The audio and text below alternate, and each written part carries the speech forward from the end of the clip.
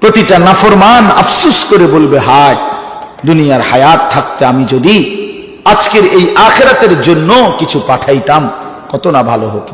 হায় আমার তো সুযোগ ছিল, আমার শরীর ছিল, নামাজ পড়তে পারতাম, আমার টাকা ছিল, আল্লাহর রাস্তায় দান করতে পারতাম, আমার তো যোগ শক্তি ছিল, আমার তো ক্ষমতা ছিল, আমার স্ত্রী ছেলেকে নামাজ পড়াইতে পারতাম, কেন করলাম না?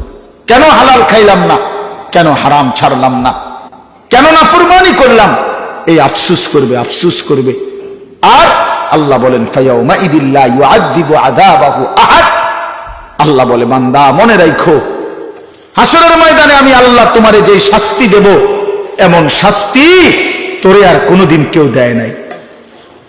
তোরে এমন মারা মারব, আল্লাহ বলছে বেঈমান, তোরে আমি এমন মারা মারমু যেরকম মার তোরে আর কেউ মারে নাই। লা ইউআযযিবু আযাবাহু আহাদ। কেউ তোকে এমন শাস্তি দেয় নাই কোনোদিন, তোকে এমন শাস্তি দেব। ওয়ালা ইউসিকু ওয়াসাকাহু আহাদ।